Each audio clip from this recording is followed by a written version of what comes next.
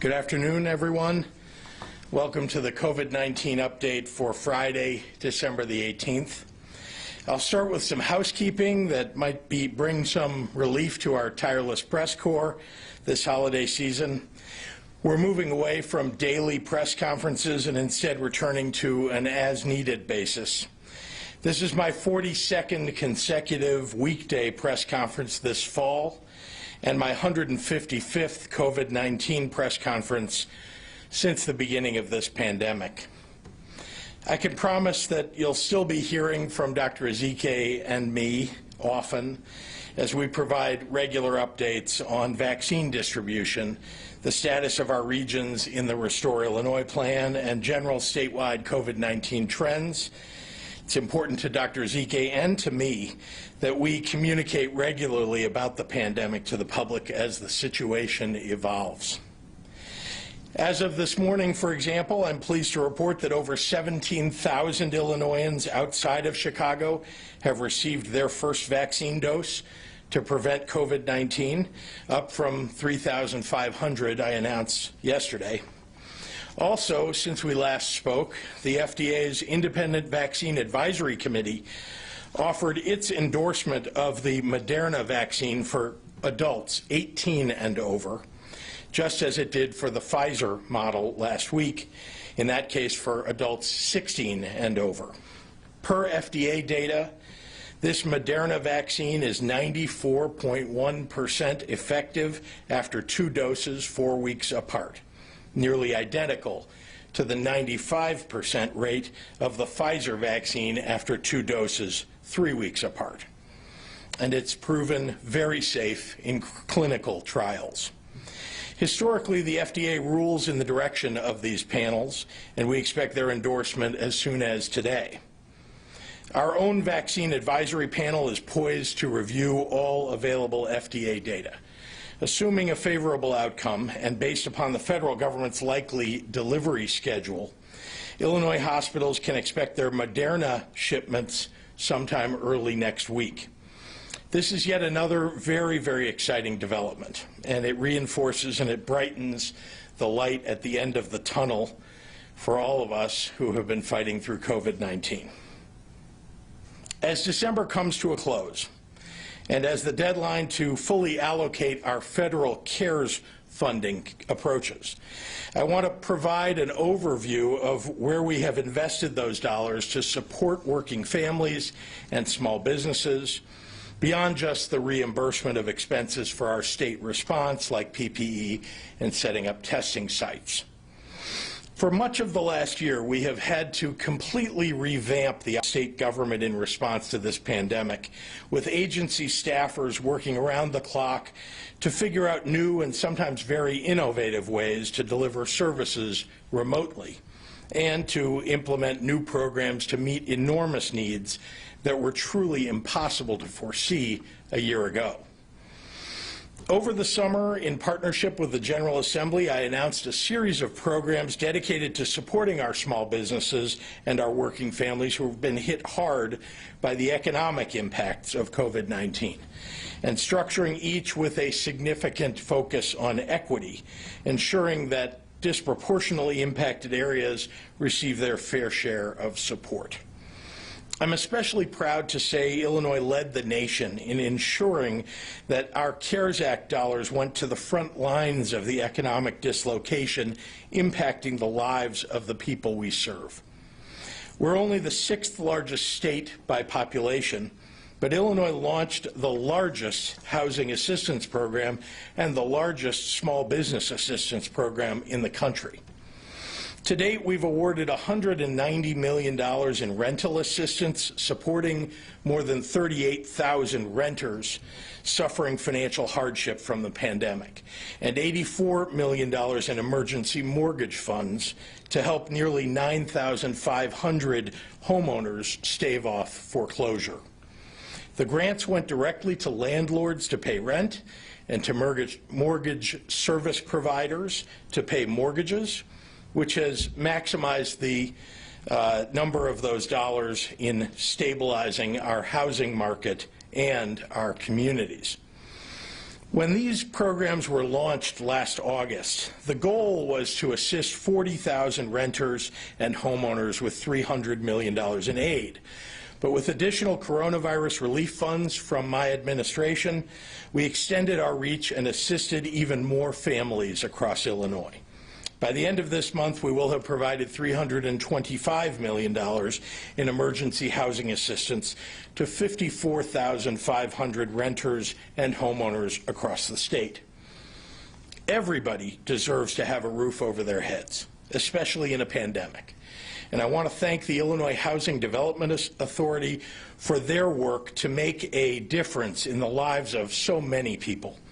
The final dollars for this program will be out the door by mid-January unless Congress includes the $25 billion in rental assistance that's currently in the bipartisan coronavirus relief package.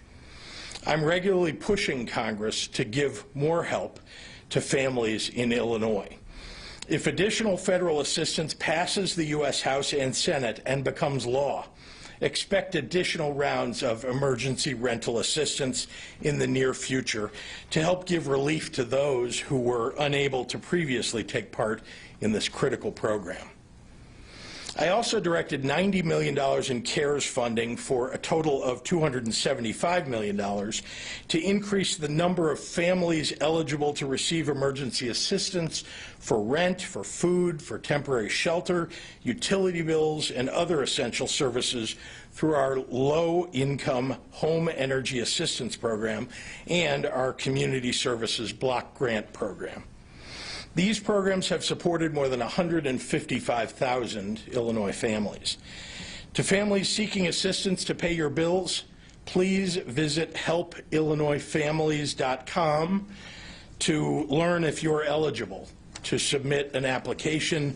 It's open to all low-income residents regardless of immigration status. And remember, this is a program, not a loan program, it's a grant program. So I really do encourage those in need to apply, and again, you should go to helpillinoisfamilies.com. Small businesses and entrepreneurs are the backbones of our communities and the drivers of our economy. And I know the sacrifices that you've made have been enormous. That's why it's so important to me that you get the support that you need.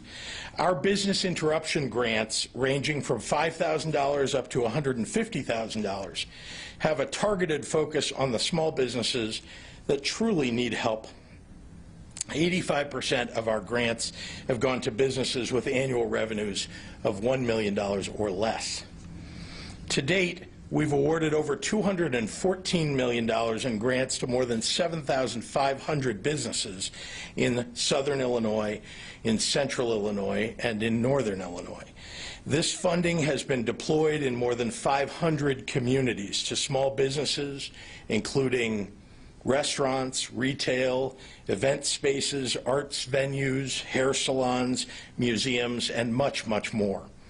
Nearly half have gone to businesses in disproportionately impacted areas, recognizing the ways COVID's impact was compounded by civil unrest earlier this year, helping more businesses avoid a dual crisis of recovery.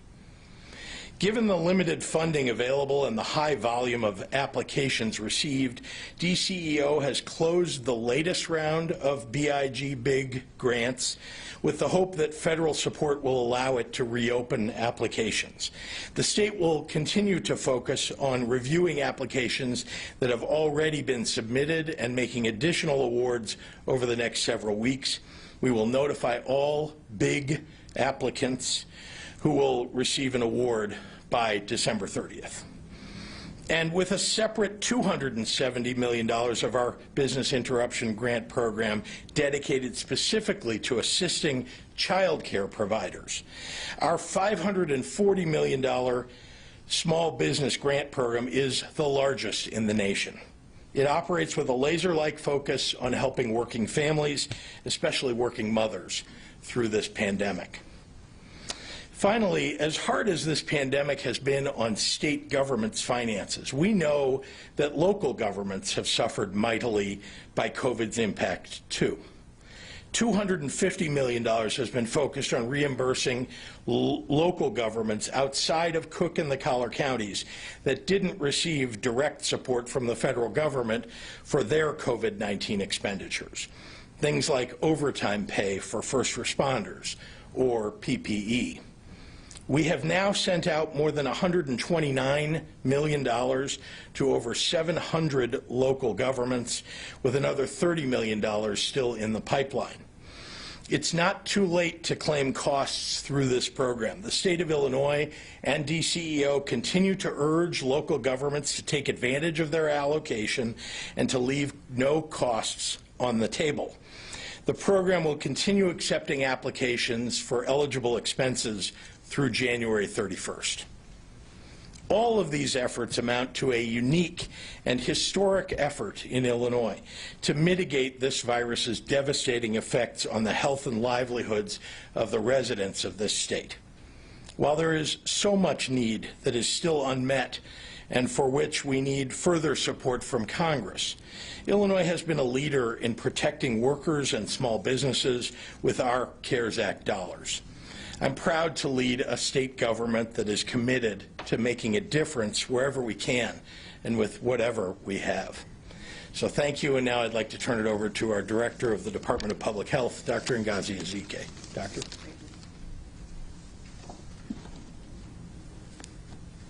Thank you, Governor. Good afternoon, everyone. Happy Friday. It's hard to believe, but there's only one more Friday after this one for this year. As we continue to receive vaccine over the upcoming months, we want to be prepared and identify as many people as possible who can administer the vaccine once it's actually available. Our traditional healthcare partners, such as hospitals, local health departments, and clinics, of course, will be providing vaccinations, but we're also looking at additional healthcare workers who can lend a hand to this large vaccination effort. To that end, I have issued a proclamation modifying the scope of practice for both advanced and intermediate emergency medical technicians. In simple terms, this will allow many EMTs to administer both flu vaccine and COVID-19 vaccine during this pandemic. As we move forward, instead of the current challenge of not having enough vaccine, we hope that there'll be so much vaccine available that we'll need more healthcare workers to actually administer all of the vaccine. As I've said, this vaccine is the beginning of the end of the pandemic, but there's serious distance till we get to the end of the pandemic, but we will get there. Today, 7,377 new Illinoisans were diagnosed with COVID-19 for a total of 886,805 cases total in Illinois. Since yesterday, we've unfortunately received report of 181 individuals who lost their battle with COVID for a total of 15,015 lives lost. In the hospital overnight with COVID were 4,690 individuals, and of those, 1,023 were in the intensive care unit, and 589 were on ventilators. In the last 24 hours, more than 112,000 COVID tests were reported for a total of more than 12.2 million tests since the beginning of the year. Please stay safe and healthy. Please help us get to the end of the end. I know you're tired of me saying it. I'm maybe tiring in saying it as well, but it's the right thing that we all have to do. We need to avoid gatherings, wear our mask, wash our hands, and maintain our distance. Please have a great and safe weekend. Buenas tardes y feliz viernes a todos. Solo tenemos un viernes más de este año después de hoy. Increíble.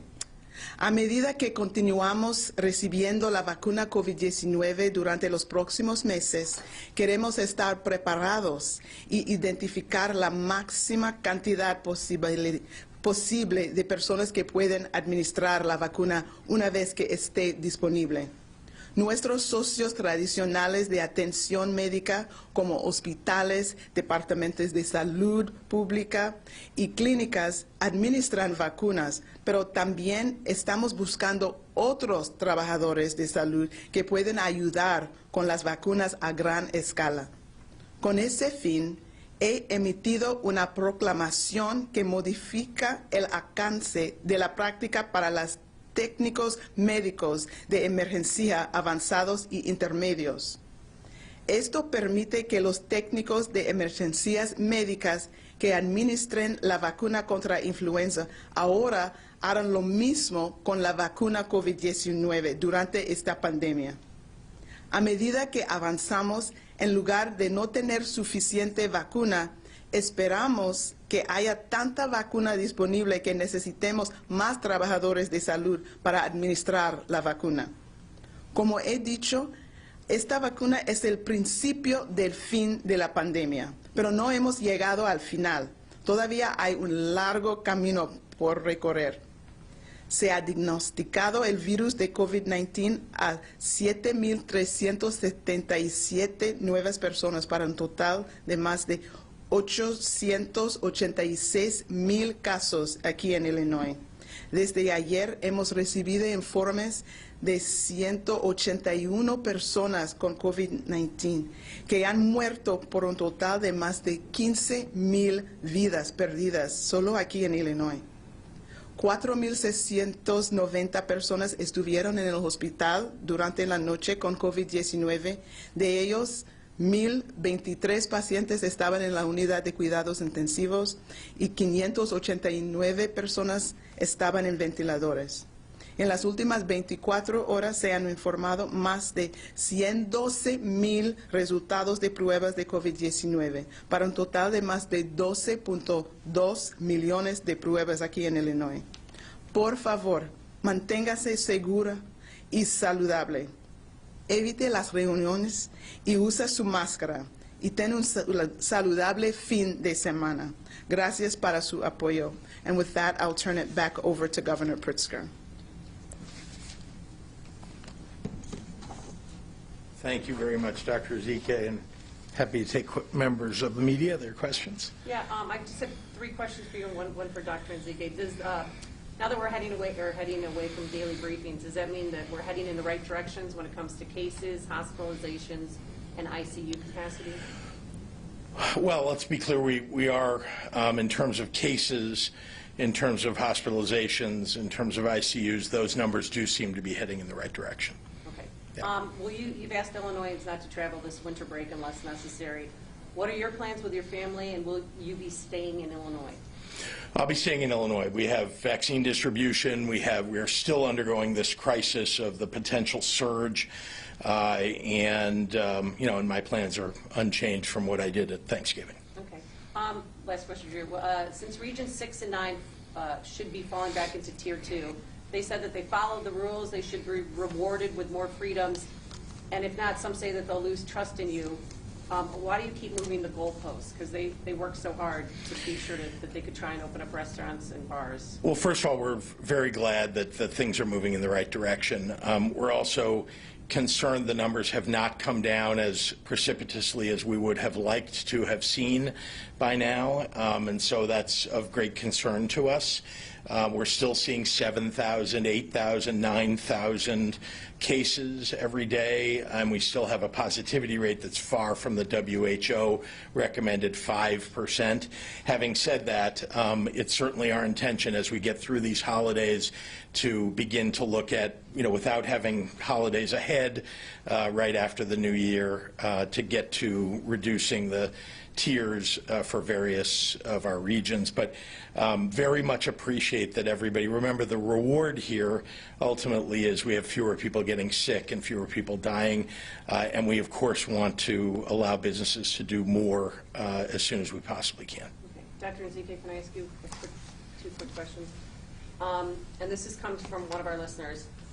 Does the vaccine contain aborted fetal tissue? And should those with strong religious convictions against using aborted fetuses to develop vaccines take or be forced to take the vaccine? There are no aborted fetal cells or fetal tissue in the vaccine. There are no microchips, and there are no preservatives in this vaccine. What about DNA? Some people think that their DNA is going to be altered if they take this. There's no DNA that's in this. This is an mRNA virus. This is an mRNA vaccine. There is no virus in this vaccine either. All right, we're going to go online. And just for awareness, moving from Tier 3 to Tier 2 does not open bars and restaurants, so we're all aware. You can find those That's true. Thank tiers you. online.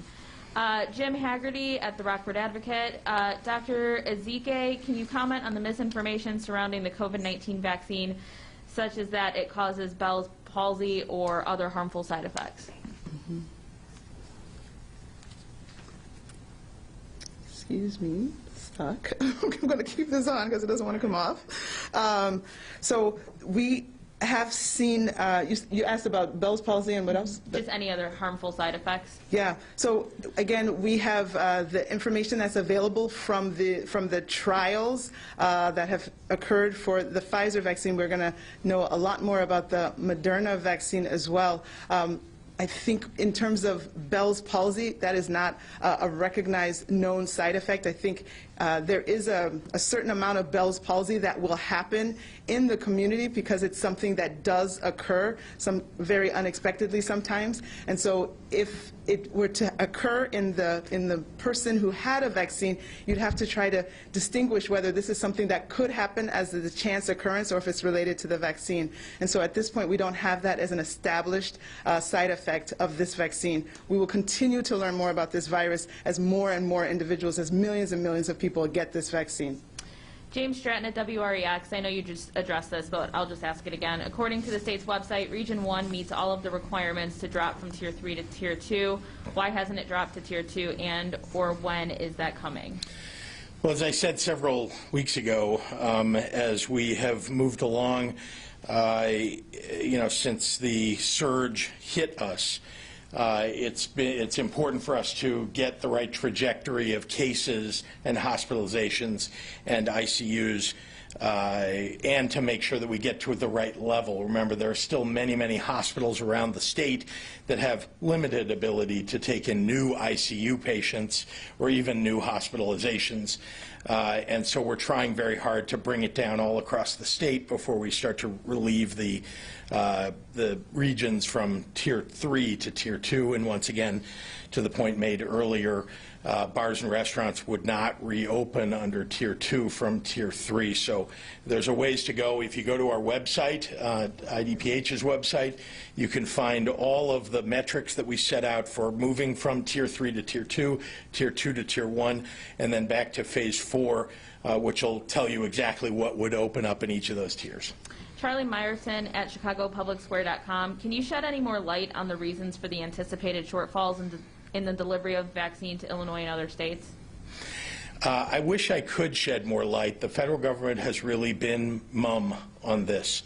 But as you have seen over the last 48 hours, governors all across the nation have come to terms with the idea, because they've been informed, as I was, that their vaccine distribution would be diminished by virtue of the deliveries from the federal government being diminished. So we still do not know exactly why. I know there's a conversation going on, it seems, as I can see in the press, between Pfizer and the federal government, and maybe a disagreement about it. But what I know is what I have stood up here and told you, and I try to be as communicative as I can about what I learned from the federal government. Dan Petrella at the Tribune. Dr. Ezike, on Monday you said we'd be able to tell this week whether a post-Thanksgiving surge was coming. The numbers have since trended down. Is it safe to say we have avoided that outcome? I am really excited. I am really happy to say that we did not see the significant surge that we were very much concerned about in relation to all the reports that we saw of the large amount of travel. here in the state of Illinois, and I think people know that in the Midwest generally, while others on the coast are surging, I think we had that a little bit earlier and are on the way down. And I think all the mitigations that we had in place in advance of Thanksgiving have been helpful. So no, we did not see a surge following Thanksgiving. I'm waiting for this final week's tally, which will come on Monday, but so far that is a good thing that we can report. Dean Olson at the SJR, have long-term care residents in Illinois started to receive the vaccine? If so, how many and where? So the plan for our long-term care facilities, we entered into we opted into the federal option to allow Illinois to be part of the pharmacy program, the pharmacy partnership program. And by opting into that program, that gave the CDC, through this partnership with Walgreens and CVS, they will now be our surrogates for vaccinating our long-term care residents. So we're very grateful to have the ability to be part of this partnership. We immediately opted into it. We understand from the federal government, from the CVS, Walgreens groups, that they will start that vaccination program being in the facilities by the week of December 28th. So we signed up and are ready to have that be done. I think the start date when they're actually in the long-term care facilities is the week of December 28th. Dan Petrella at the Tribune had one more question. Have you decided on a system for people to be able to prove they've been vaccinated? So with every vaccination, people will be given a card. There's a card which allows to write your name. The provider will write their name, the lot number, the manufacturer, the date you got it, the date that you're supposed to return. So that card is one way. Of course, every single dose that is given will also be entered into the state immunization registry. So that is another way that it can be stored. I was recently talking to my team about stickers and pins and wristbands, but that card is your official document and proof of immunization, so that should be guarded carefully as the primary mode. But providers who have access to the state immunization registry system can also see that information, and in the event that the card is lost, could print out something from the state registry system. But we really would strongly urge you to keep close tabs on that immunization card. Kelly Bauer at Block Club, looks like she's our last one. Should Illinoisans expect to be under Tier 3 mitigations through January in case of another post-holiday surge? We're watching closely to see the numbers. We're only at December 18th now. There are 13 days left in the month of December, and so as we watch those numbers, those will have an enormous effect on whether we can bring down the tiers from Tier 3 to Tier 2 and beyond. But that's what we're focused on every day. It's what I have been focused on, making sure that we're heading in the right direction at the right speed. And and I will say that the numbers are better than they were, but need to improve. Governor Pritzker, do you know how many people are vaccinated daily? Did you have a guesstimate? Well, I think today we're up to 17,000. Yesterday we were at 3,500. So it gives you, yeah.